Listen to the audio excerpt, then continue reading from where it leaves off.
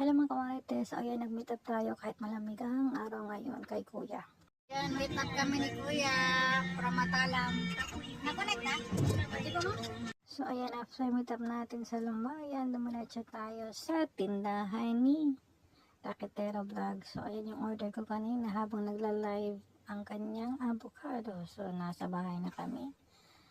At ayan, namunga ang ating mga banana. So ito yung mga banana na 2 years na or 3 years na ngayon pa lang nagkaroon ng bunga at nagsabay-sabay pa kasi sabi ko dito ako gagawa ng daan at tatanggalin natin. So biglang nagkaroon ng bunga. So hintayin pa natin yan hanggang sa pwede nang i-harvest.